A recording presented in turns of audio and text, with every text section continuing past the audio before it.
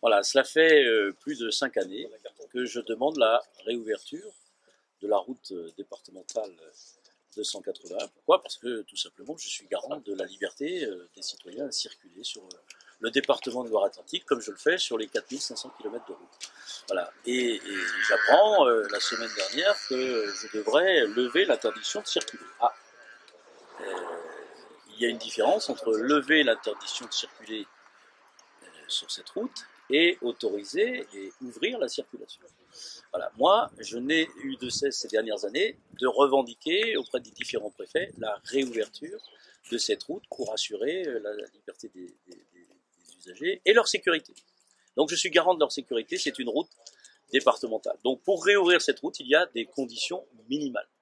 La première, c'est que je puisse accéder à la route avec mes équipes pour faire un diagnostic. Parce que pour évaluer les travaux qu'il y a à faire, après 10 ans d'abandon, de détérioration, il n'y a pas que les obstacles, il y a des trous, il y a diverses dégradations. Et donc nous devons vérifier que pour les travaux qu'il y a à réaliser, pour pouvoir assurer les normes finalement de route départementale et donc que les usagers puissent y circuler en toute sécurité, en tout cas au niveau de l'infrastructure.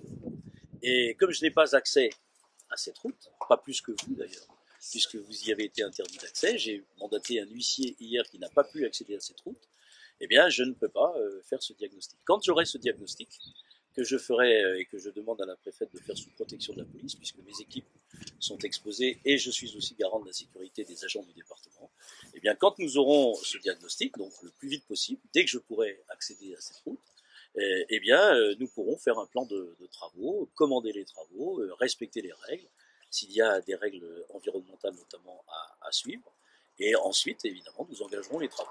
Et donc je suis simplement respectueux du droit et de l'ordre des choses. Ce que je sais, c'est que ça ne se pourra pas se faire en 2 jours. En combien de temps? Les services me disent à partir des éléments dont ils disposent, puisque un huissier a pu y aller précédemment à cette interdiction faite par les riverains, on me dit au moins 6 à 8 semaines. Mais c'est sourire au minima. C'est-à-dire que vous avez un bras de fer avec les occupants de cette zone et vous avez un bras de fer aussi avec la préfète si on non, mais moi je n'ai pas de bras de fer avec les occupants de cette zone. Ça c'est de la responsabilité de l'État. Le droit, le respect du droit, je n'ai pas de pouvoir de police. Moi, on me demande de réouvrir cette route. Je suis disposé évidemment à la réouvrir, c'est toujours ce que j'ai demandé, dans les meilleurs délais, mais en respectant les règles de droit et la sécurité et des usagers et de mes agents. Et on vous demande, qui vous demande? La préfète. Elle ne me demande pas de rouvrir la route. La préfète m'a téléphoné pour me demander de lever l'interdiction de circuler. C'est-à-dire de faire en sorte que les gens puissent à nouveau avoir le droit de circuler sur cette route dans les conditions qui sont celles que vous avez pu constater sur site. Cette route n'est pas praticable. On me demande sur les 4500 km de route, c'est naturel, d'assurer la sécurité des usagers. Je le ferai sur toutes les routes départementales.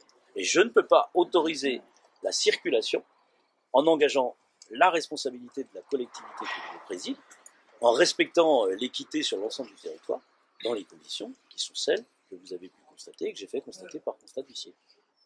Donc les hommes qu'on voit derrière, là, sont prêts à y aller, mais bon, il faut une protection pendant un mois et demi, 2 mois. Non, d'abord, il faut qu'on fasse le diagnostic, que je fasse une proposition de travaux, que nous commandions les travaux auprès d'entreprises, c'est la règle. Et évidemment, il faudra et que mes agents et que les entreprises soient assurées de leur protection. Et qui va les payer ces travaux? Ce n'est pas au département de les payer. Pourquoi? Je crains quand même que ce soit le contribuable qui les paye. Pourquoi? Parce que ce n'est pas le département qui est responsable des dommages qui ont été occasionnés, donc l'État doit en faire son affaire. Mais ce n'est pas le sujet principal. Ça, c'est un cas à part. C'est-à-dire que quand il y a un accident sur une route, etc., le département prend en charge la réparation de la route. Bien sûr. Là, c'est un cas à part. Il est très à part, oui.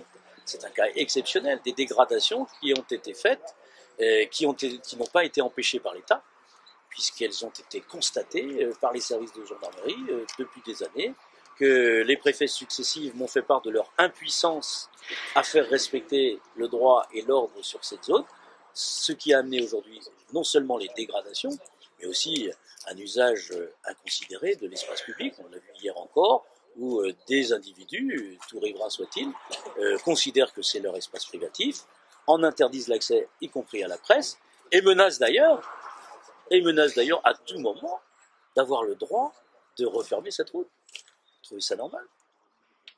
Alors ils disent pas que ça, ils disent qu'ils vont mettre des ralentisseurs, ils disent qu'ils vont aménager des passages pour les animaux, enfin... On croirait. On croirait. C'est une route départementale. Il y a des normes qui s'imposent, notamment en matière de sécurité routière. Comment voulez-vous que la sécurité routière soit respectée dans ce pays? C'est un des sujets majeurs. Ça fait l'objet de priorités nationales. Le président de la République lui-même l'a rappelé récemment. On ne peut pas d'un côté lutter contre la mortalité sur les routes, comme nous le faisons, et puis tolérer que dans un endroit quel qu'il soit, que ce soit d'ailleurs à Notre-Dame-des-Landes ou ailleurs, chacun décide des règles, de la vitesse, des infrastructures pour ralentir, des règles environnementales pour faire traverser les tritons et les crapauds. Non, il y a des règles très précises dans ce pays, et le code de la route s'applique à tous.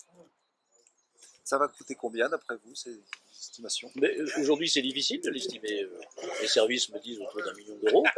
Bon, j'ai vu que la préfète passait de 300 000 à 3 millions. Peut-être est-elle plus experte que mes ingénieurs. Vous pensez que ça va aboutir à quelle issue parce que, quand on en dit, c'est un bras de fer là, que vous avez. J'espère que la raison va l'emporter.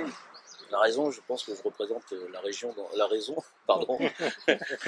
dans cette affaire. Dans la région, voilà, c'est les collectivités locales. Donc, voilà, la décentralisation a quand même du bon. Voilà. Donc je représente, je pense, la raison dans cette affaire. La raison doit l'emporter.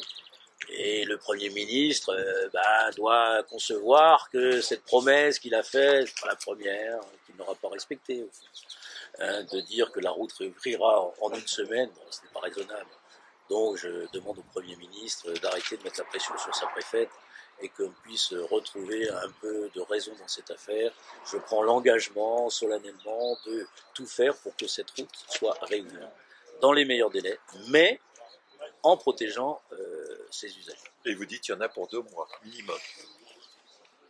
Je dis que je fixerai une échéance précise au moment où j'aurais pu faire un diagnostic et l'inventaire des travaux à faire. Mais aujourd'hui, ça ne peut pas être moins que 6 à 8 semaines, me disent mes ingénieurs.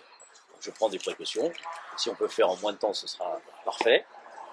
Et si c'est plus, ce sera plus. Mais il faut d'abord que je puisse accéder à la route en toute sécurité, avec les agents du département qui sont des spécialistes et qui très vite sauront ce qu'il faut entreprendre. Mais simplement, je le dis, techniquement, je ne suis pas ingénieur, mais il ne suffit pas de remettre une petite couche d'enrobé. La route, c'est un art, et ces routes-là sont particulières, sont des routes de campagne qui répondent à un certain nombre de critères, et donc mes agents me disent voilà ce qu'il faut a priori faire, et voilà à peu près le temps qu'il faudra.